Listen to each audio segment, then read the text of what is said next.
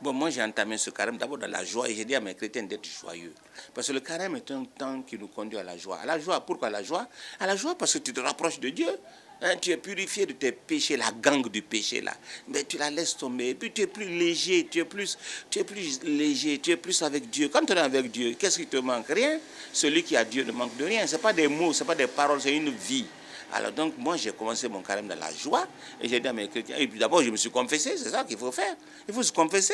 Tu sais très bien que tu es pétri de péché et tu dis je jeûne et tu gardes encore ton amas de péché sur toi. Mais non, confesse-toi. L'Église a établi un moyen, un créneau de rencontre avec Dieu par la confession. Il ne faut pas négliger ça, c'est un sacrement. Le sacrement c'est quoi? Le sacrement c'est un signe de Dieu.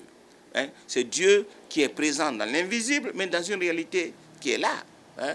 Donc, c'est très important de savoir que ce Dieu, il vient à toi si toi tu vas à lui. Pardonne-moi mon péché, car pécheur je suis né, enfin, etc. Tous les chrétiens connaissent ça, sauf s'ils veulent se fermer les yeux et le cœur là-dessus. Et à tous ceux qui t'éloignent de Dieu, tu as besoin de comportement, tu as besoin d'une légifération. Non, il n'y a pas une légifération, il n'y a pas une législation pour ça. Tu sais très bien, la loi de l'Église et les commandements qui sont là, ça tu le connais. Mais il y a aussi ton amour de Dieu. C'est ça, il faut tout miser sur l'amour de Dieu. Quand on aime quelqu'un, on lui offre le meilleur de soi-même. Tu vas demander à quelqu'un qui aime une personne d'avoir un comportement précis, il va donner le meilleur de lui-même, c'est ça.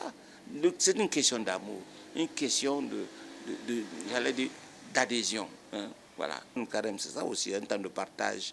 Je pense bien à tous ceux-là qui souffrent, à tous ceux-là qui peinent, à tous ceux-là qui se lèvent le matin sans trop savoir comment ils vont faire pour donner le minimum à leurs enfants. Je sais, tout ça, on prie, mais la prière seule ne suffit pas. Il faut qu'il y ait une entraide agissante.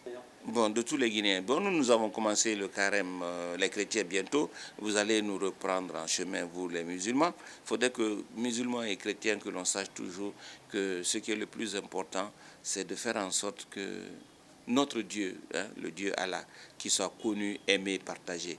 Donc je souhaite que ce temps de carême soit un temps de paix, que les chrétiens qui sont en moment de montée spirituelle, qui prient beaucoup pour notre pays, pour que notre pays, on dit toujours pour que notre pays connaisse la paix. C'est pas ça, moi j'aimerais pas dire ça.